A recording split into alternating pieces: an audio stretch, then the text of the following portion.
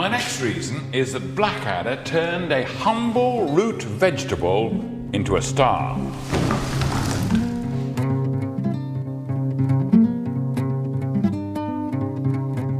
Well, Baldrick and I were preparing the turnip surprise. We had a surprise. We came across a turnip that was exactly the same shape as a thingy.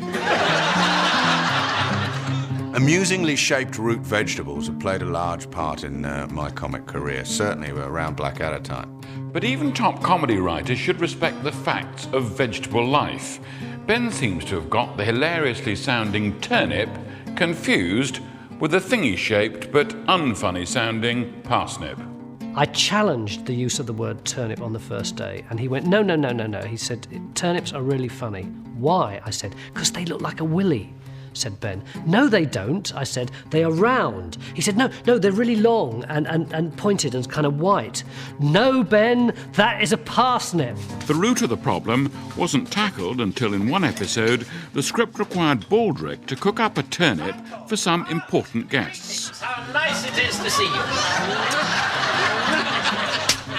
Quick, child, don't lie! And I said, Ben, really, it's not going to get a laugh. It's like the most unfunny thing in the world. But the props department cleverly supplied a vegetable hybrid. Very good, very good. I got my... Is it ornithology? No, that's... whatever. I got my nature business wrong. No, Nathaniel. Takes me right back to our wedding night. Which proves how little I know about comedy and how much Ben knows. But on the other hand, I do know much more about root vegetables. For the fourth and final Blackadder, the writers decided to set the whole series in the killing fields of the First World War. Once again, they refused to let the usual conventions of comedy prevent them from telling the truth.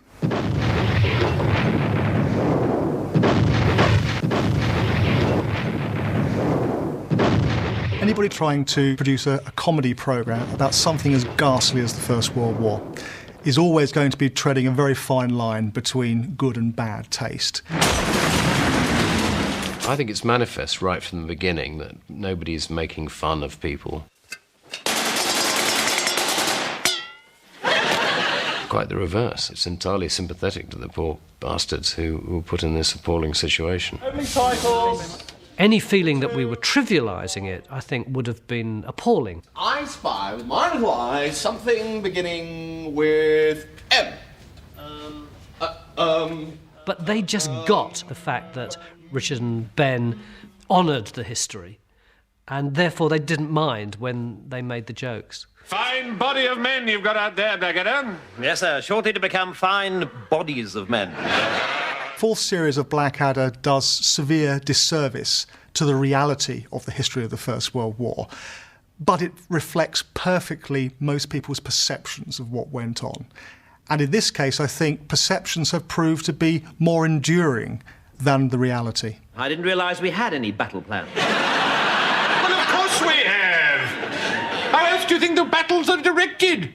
Our battles are directed, sir. I used to wang on to Richard and Ben for the second and third series that to do a proper sitcom, it has to be a situation in aspic with a set number of characters who interact and you find out more and more about them. So when they came along and said, the First World War, that's the idea, 3 people in the dugout and 2 people in headquarters and that's it, there are no other people. I said, that is brilliant. No!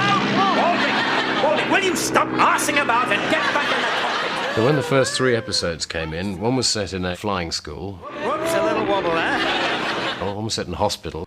Yeah, it's good, isn't it? Yeah. And the other one was set doing a concert party. I said, guys, what's happened to this 3 in the dugout, 2 in the headquarters? Where's that gone? So they said, well, we couldn't do that. It was too difficult. We never quite managed it. But I think with the use of the trenches counterposed with Melchit's office, you did get this extraordinary feeling of claustrophobia. Best fighting trousers on, Blackadder. Permission to shout bravo at an annoyingly loud volume, sir. Permission granted. Bravo! The extraordinary thing is that there was really only one plot, Good luck against those elephants. which was, how can we get out of here? I mean, every episode. That was all jolly good fun, sir, but dash it all, we appear to have missed the big push. Oh, damn, so we have. But at the back of your mind, you think they can't get out of it every week. They're not going to be able to get out of it. In the end, they're not going to get out of it. For my last reason, you may as well forget all the 19 others. The final episode should be enough to get your vote.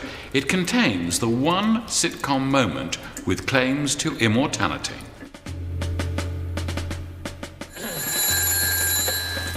Hello, the Somme public baths. No running, shouting, or piddling in the shallow end. Captain Darling. Tomorrow at dawn. Most series outlive their welcome. See you later, then. Bye. And you have to know when to leave it alone, I think.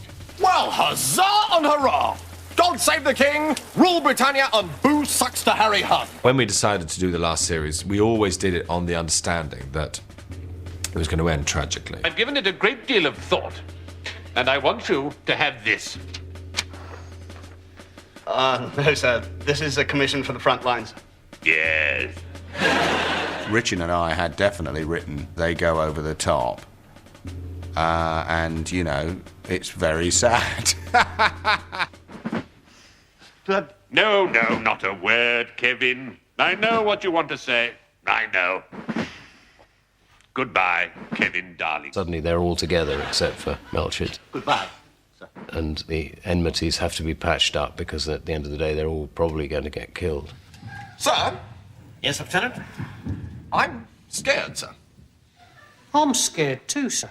The comedy starts to drain out of it in the most horrific way. There's this very odd thing that you've lost control of it. Don't forget your stick, Lieutenant. Rather, sir. Wouldn't want to face a machine gun without this. Perfect example of how black the humour got. Our guns have stopped. You don't think... Maybe the war's over. Maybe it's peace. Oh, hurrah! The big knobs have got round the table and yanked the iron out of the fire. Thank God. We lived through it. The Great War, 1914 to 1917. And you just think, oh, no. The guns have stopped because we're about to attack. Not even our generals are mad enough to shell their own men. They think it's far more sporting to let the Germans do it. All the studio audience were about 20 yards down the corridor, and we were suddenly thrown into this really quiet, empty, big space. Because it was a steep set, they were running really quite slowly, trying to get over it, and the explosions going off everywhere. No one could hear anyone else because the machine guns going off. No one could see anyone else because of the smoke bombs going off, and it was just odd. Because it wasn't funny, the studio audience back in the main studio went completely silent, thinking, what the hell's this? This isn't funny at all.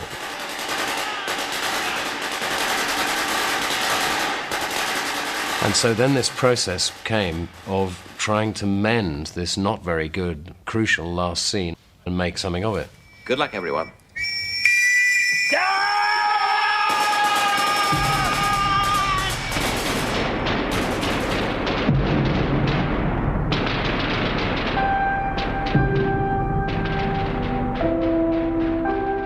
Each person in that room, as I remember, made at least one contribution to the thing that became the end sequence. So the editor said, what if I slow it down? Let's have a go at that.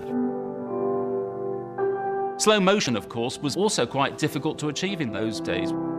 It really was down to a hand cranking, almost, of speed.